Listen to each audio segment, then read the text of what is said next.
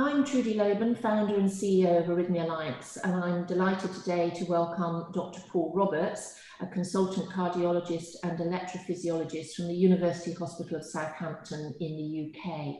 And today we're going to be talking about cardiac devices and the risk of infection. Dr. Roberts, thank you for joining us, and look forward to hearing about the risk of infection and what we can do to reduce or avoid that infection. Thank you. Thank you, Trudie. 60,000 patients have a cardiac device implanted every year in the United Kingdom, and this number is increasing. Cardiac devices include a whole range, including pacemakers, implantable defibrillators, and complex devices such as biventricular pacemakers and defibrillators. These devices are sometimes called CRT devices, or cardiac resynchronization therapy. The vast majority of these procedures are considered routine and occur without any problems at all. Most patients are nervous and concerned prior to having a device implanted. All hospital teams and doctors will take time to explain the procedure to patients and usually provide an information leaflet and an opportunity to speak to a specialist nurse. One concern that we all have with cardiac devices is the risk of infection. The body has mechanisms in place to fight anything that it might consider to be foreign. This includes cardiac devices. Infections may occur in just a few % of patients when they have their first device, and in these circumstances they can usually be treated with antibiotics. If patients have an infection of the device that has been in for a few months or longer, then antibiotics may not work. And in the worst case scenario, the device has to be taken out, and after a period of antibiotics, a new device implanted. The reason why antibiotics don't work after a device has been in for a while is that the body produces a fibrous capsule around the device, and this isolates it from the rest of the body. And so as a consequence, it means that antibiotics may not get to the area of infection. When the battery on your device is reaching the end of its life, your doctor will schedule you for a replacement. This is a simple procedure that is carried out as a day case procedure and involves removing the old device and completely replacing it with a new device. In most situations, the leads remain in place. As the skin is cut to perform this, there is again a chance for infection to get into the system. And with each intervention on your cardiac device, the risk of infection increases each time. So your doctor will try and limit the number of procedures that you have on your device. The most vulnerable time for a device-related infection is at or shortly after a procedure. However, occasionally, devices can be infected if there are bugs present in the blood for another reason, such as with a skin infection or a bowel infection. Infection of devices is very difficult to treat and can involve patients staying in hospital for prolonged periods of time. And in the worst case scenario, a device has to be taken out. As I said, taking the box out is not a problem, but taking out the leads is. Once the leads have been in the blood vessels and the heart for more than about a year, they become well and truly fixed. And so this requires special equipment to remove them. And this is a major procedure and is not without serious risk. This is something that we want to desperately avoid. Fortunately, there are a number of ways that both the medical and nursing staff and patients can avoid cardiac device-related infections. So when you go for your cardiac device procedure, you will often be provided with an antibacterial shower or bath gel to wash with prior to your procedure. In some situations, you're provided with this in advance. In other situations, this will be provided on admission with appropriate washroom facilities. Men with hairy chests will often have the area of the chest shaved prior to the procedure. And again, this helps reduce the likelihood of bacteria being present on the chest wall when it comes to the procedure. It's also common practice for patients to be given intravenous injection of antibiotics immediately prior to the procedure. So it's important that you're aware of any antibiotics that you may be allergic to so that you can inform the medical team in advance. Your doctor may also inject antibiotics directly into the pocket that the device sits in at the end of the procedure. And occasionally some patients are given a short course of tablet antibiotics to take after the procedure.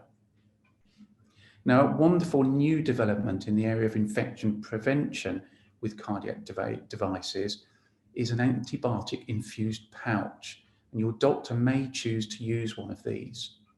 In this case, the device is placed in the pouch, and this is made of a very fine mesh that contains a strong antibiotics.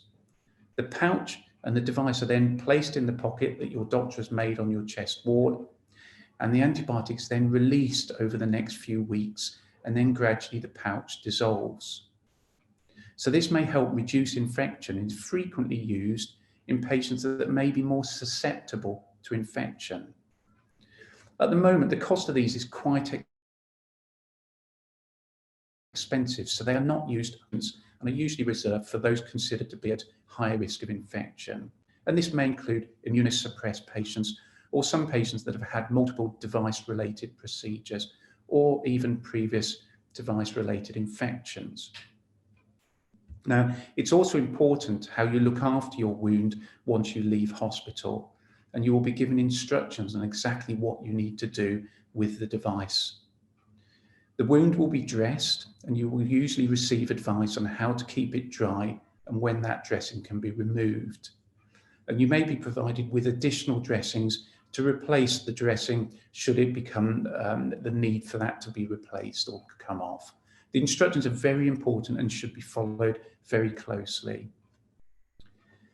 So what should you do if you suspect that you have a device-related infection? So we recognise that they do occur, and it's important to recognise them and recognise them early. Immediately after the procedure, it's usual for there to be quite a lot of bruising, particularly if you're taking blood-thinning medication. If your wound is particularly painful or red and inflamed, it's important that you inform the team that implanted your device, as it's likely that they would want to see you or see a picture of your wound. It's always preferable to go to the place that implanted your device rather than to your general practitioner. Doctors would always rather that you erred on the side of caution and contacted them for a review rather than leave a problem that might get worse. However, it's important with all of this to recognise that it's only a very small minority of patients with cardiac devices that get infections. It's important to empower patients to ask for these things, because that also helps us from a medical perspective. If we've got patients saying, can I have a antibacterial pouch, then it's a driver for us to make sure that this does become the standard of care. So these are important things for the patients to be aware of and to push from that side of things, because we're often being pushed from the other side, which is the financial pressure side of the NHS. And as you say, if they're proven to be cost effective, then it's the direction that we should definitely be travelling in. Thank you, Dr. Roberts. So the majority of patients will not get an infection. For those that do, how soon does that infection start to show itself? Is it while they're still in hospital, or is it normally after they've gone home? So it would normally be once they're at home, and that is probably usually within the first few weeks of a procedure. So that could be anything from a few days up to 6 to 8 weeks after the procedure. So that's the time when patients need to be particularly vigilant to keep an eye on their wound, and to particularly look out for excessive discomfort, redness, inflammation, or any suggestion that it looks like it's getting progressively worse. And that's the important time at which they need to flag it up and to contact the centre that put the device in for them. And for someone that doesn't get an infection, their wound should just look clean, it shouldn't be uncomfortable, etc. That's right. So, I mean, there's always a little bit of discomfort for the first few days, or even the first week or so after the device has gone in, and inevitably there will be some degree of bruising.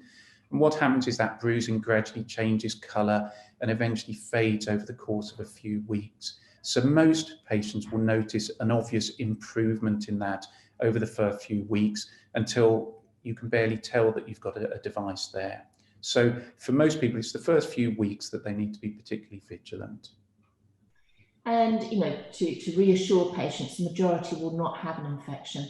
And hopefully, I mean, you mentioned about an antibacterial pouch, which, although expensive at the moment, hopefully will become accessible to a lot more people. Do you foresee that that will become the norm to use this pouch in due course? So I think, having a device? I think the evidence base, so the studies that have looked at this pouch have been really remarkable in terms of reducing infections. So I'm fairly convinced that with the course of time, they will become the standard of care and that you would use these pouch in every patient. So I think that we're in that sort of phase at the moment where we're gradually understanding how they work and how we should be using them. But I'm sure that within no time at all, every patient who has a device will have one of these pouches. That would seem the obvious thing to do, ideally, but often when devices or treatments are new to market, it takes a time, because obviously scientifically it has to be proven to be effective and then cost effective as well. So we're well on the way towards perhaps the pouch just being part of the implant procedure. Agreed. I'm sure that will be the case. And does the pouch just dissolve away over time? So it's a few weeks, so probably up to about 6 weeks, and then it just gradually dissolves. And so if you were to go back into the device in the pocket after that, you wouldn't be able to tell that the pouch was ever there. So it's a beautiful concept and very clever. Great. Well, hopefully more patients will have access to the pouch in due course, and maybe that's something they can discuss with their implant team as to whether they're using the pouch or not. Absolutely. We're also bringing onto the interview today Mrs. Dorothy Alderson, who has had devices, has had infections, and is going to tell us about her experience. So we're joined today by a patient who has experienced devices and infection and is looking exceptionally well. Welcome to Mrs. Dorothy Alderson. Thank you for joining us and for sharing your experiences. I know you've had a device for over 14 years and have experienced all sorts, and you're going quite happy to share your story with us. So perhaps you could start by saying why you had a device 14 years ago, please. About 6 months before the defibrillator was implanted in 2007, I began to keel over, and I would be out with my dog and find myself lying on the grass with the dog licking my face, and for no reason that I could understand. And of course, went to the GP, who then sent me to the specialist GP and then to the hospital. And there was a problem with the muscles of my heart, which they thought had been damaged by a virus some time before. And so the blood wasn't circulating properly. So I was too old to have a heart transplant. So after much deliberation, I was given a defibrillator, which completely revolutionized my life. I was, you know, completely well, felt completely well, and had lots of energy, and I had 3 defibrillators over 13 years, but with several ups and downs. Partly it tended to move, and I think twice I had to be operated on again to recite it. But I also had 3 episodes of infection. And the first one, they all occurred not straight away after an operation, but probably within a month or 2. And I would certainly see a large red patch, or a small one, which would get larger, would come up on my chest over the area where the implant was. And on the first occasion, I was taken into hospital and had intravenous antibiotics I think I was in for 2 weeks, and that cleared up. After that, when it occurred again, I was at home with tablets, and it cleared up quite quickly. I didn't have any pain, but it was enough. It was unnerving. And as Dr. Roberts has described, it always occurred after they'd been into my chest to do something. I did have, I think on the last 2 occasions, I had the pouch, the antibiotic pouch, and that seemed to do the trick. But I've had nothing since I've had this CRT in the last 12 months. So certainly for you, that the pouch has prevented any further infection. I would say so, yes. You've had the implant and not had any problems on the last 2 occasions. No. But with my history, I think they had to do something. I think they were fed up with me coming back in to have something done. And how have you found, you mentioned with 3 devices, you had to have them resighted. Dr. Roberts, perhaps you can say why they were moving around. So it may well be that there was some infection in the pocket at that point in time that led to the device migrating a little bit. And as Mrs. Alderson pointed out, there was areas of skin inflammation. And I think it's fair to say that she was very lucky that those did settle down with antibiotics, which is unusual after the device has been in for a long period of time. And Mrs. Alderson wasn't quite so lucky. It was about a year ago, wasn't it, Mrs. Alderson, when you had to have the device and the leads removed? One of the leads broke, I think, and was coming through the skin. But there wasn't any sign of infection, but obviously they pointed out to me that my chest was no longer sterile. But it was a big job to take it out.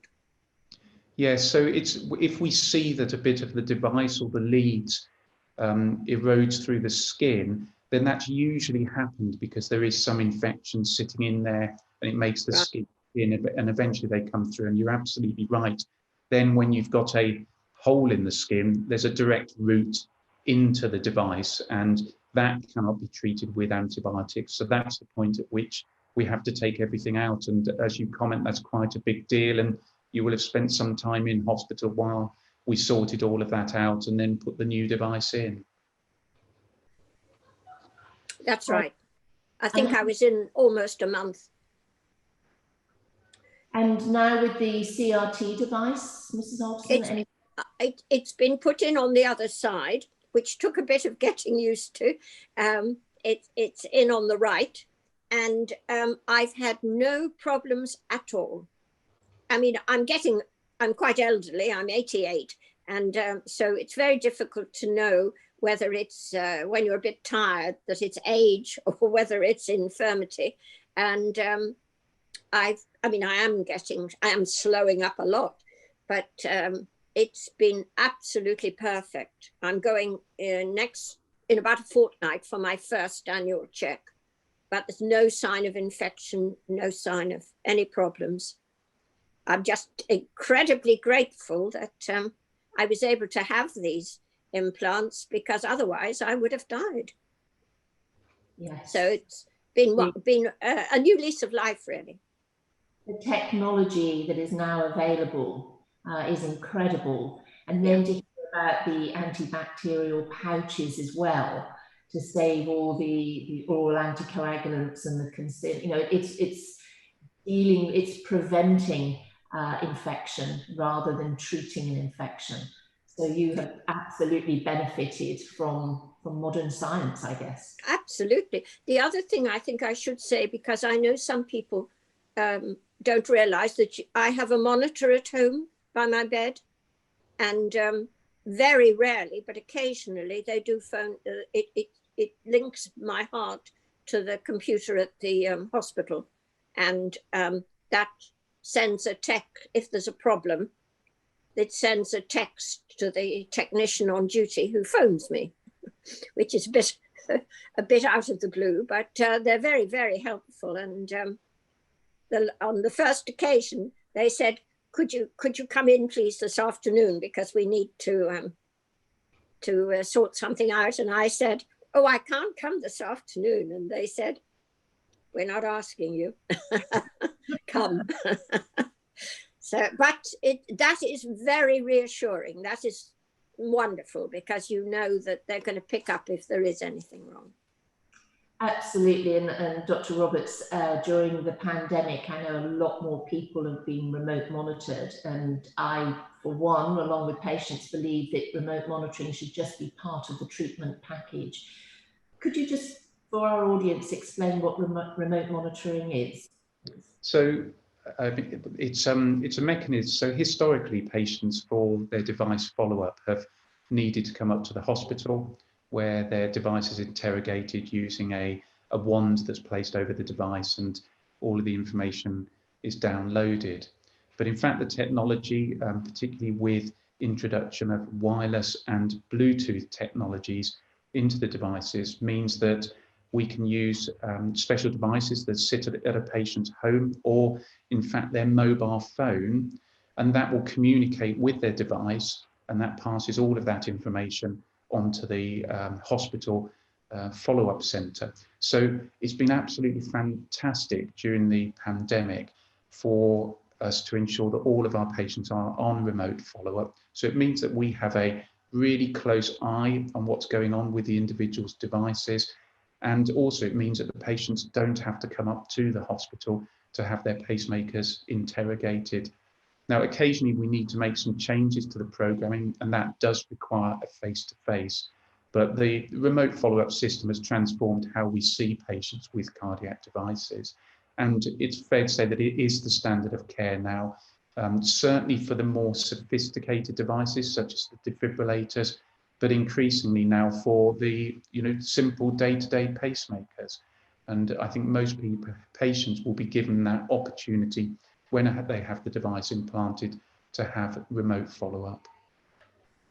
Thank you. I mean, it's just fantastic. Mrs. Alderson has seen how devices have changed over the 14 years, and now can be remote monitored to save hospital visits, and know that if there is anything, the hospital will contact them, doesn't have to worry.